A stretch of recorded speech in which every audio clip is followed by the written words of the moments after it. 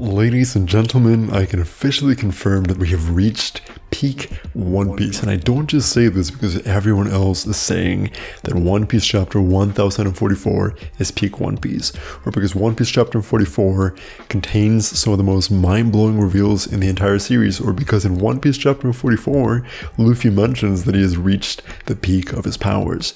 No. When I say that this is peak One Piece, I mean that One Piece chapter 1044 is one of the most One Piece chapters in the entire 25-year history of One Piece. And that's why this is so significant. But what does this really mean? Well, if we want to answer this question, we actually have to ask another question, which is, what is One Piece really about? What is it at its core? And I will argue in a very simplified framework that One Piece is about four things primarily. 1.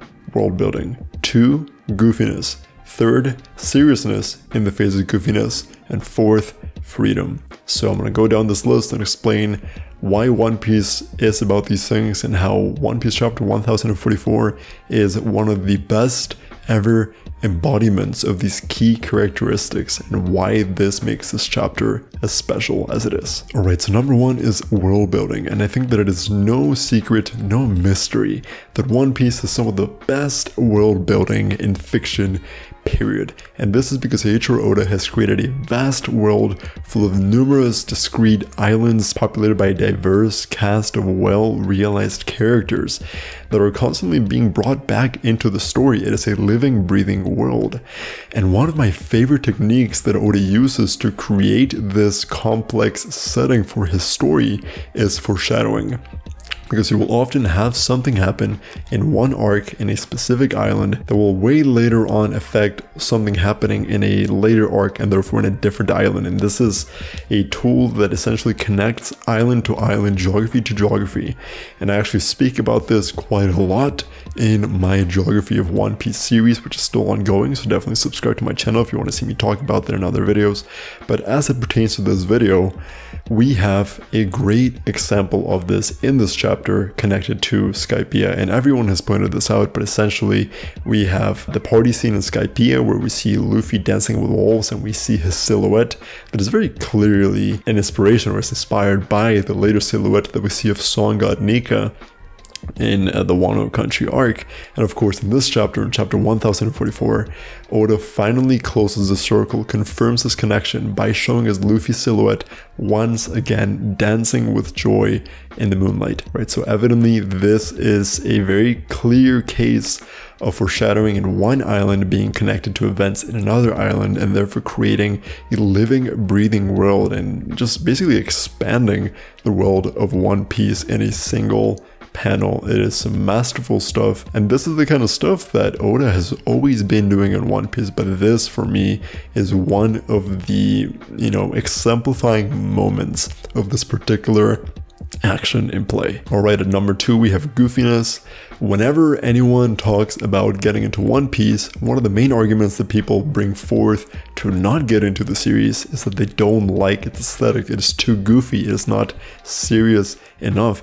And that's true. From chapter 1, One Piece has been goofy, dare I say ridiculous, in every single way possible, from its character designs, to its powers, to its action sequences, to some elements of its story even. One Piece has never shied away from being goofy.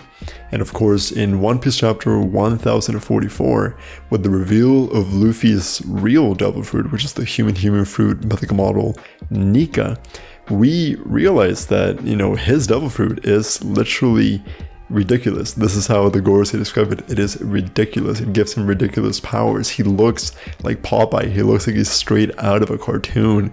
He's, just like waving Kaido around with googly, cartoony eyes. His arms, his limbs are balloony. Like he looks like he's straight out of a Saturday morning cartoon.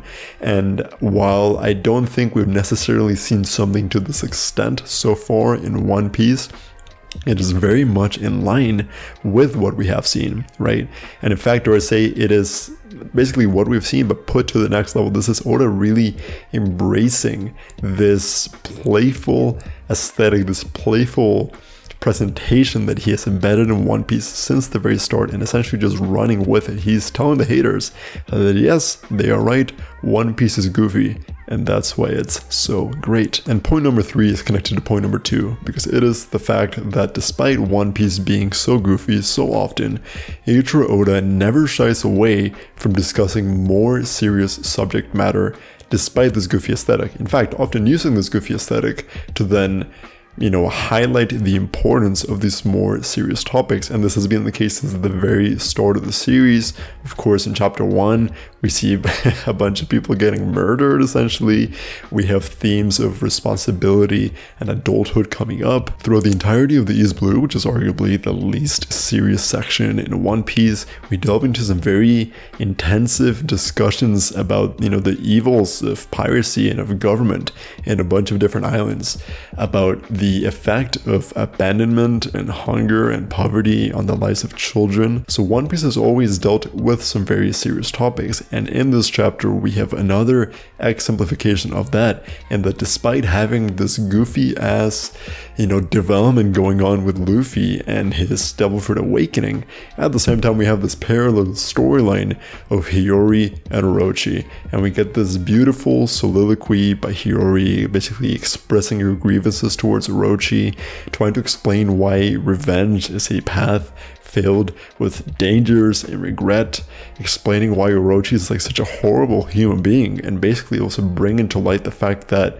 she is immensely sad about Oden's death, but that it also bears great significance. This is a very, very serious and emotional scene set in what is otherwise a not very serious chapter, and yet it hits incredibly hard. And that is essentially the essence of One Piece, right? It is a goofy aesthetic used to communicate serious topics in an elevated manner, such as to convey greater emotion and greater emotional impact.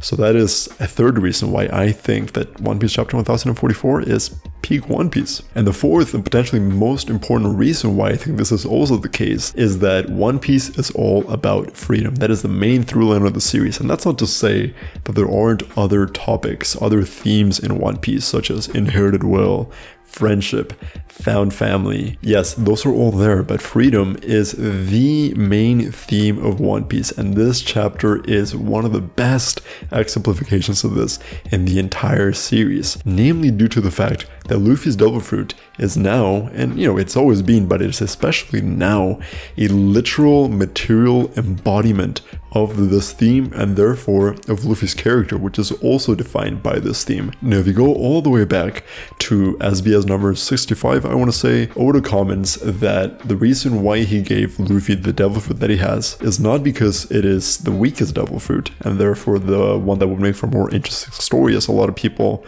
seem to be arguing right now, but it is rather that it is the most ridiculous devilfruit, right? Once again, another connection between that SBS, which happened way, way back, and then of course the events of this arc, but also because since the Gomu Gomu no Mi, which is now the Hito Hito no Mi, I guess, has always been so ridiculous, it has given Luffy the ability to overcome obstacles in the most creative and liberating ways possible, and therefore given Oda the ability to write his story with as much freedom as he wants. And now with the new development of Luffy's awakening, we see an expanded version of that, because not only does he have increased physical abilities to express his creativity, to express his freedom, to essentially have freedom trump above the oppression that is represented by Kaido and by Orochi and by the Beast Pirates, but he's now even able to affect the physical environment and give it rubber-like, characteristics, and therefore to give it freedom-like characteristics, right? He is not only liberating himself and liberating Wano, but Luffy is now liberating the physical environment on which he exists. So this is a very, in your face, on the nose, very literal exploration of this topic of freedom, and I think that we're gonna have to wait and see how exactly Oda develops this.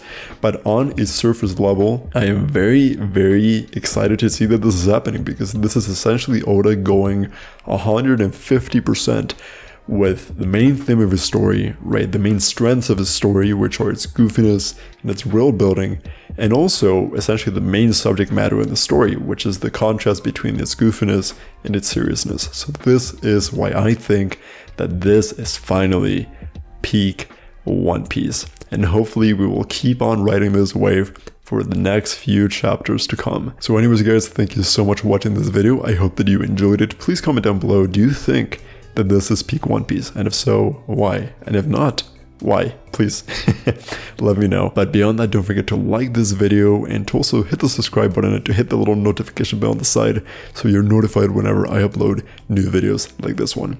But this has been pascuagon, and I am out.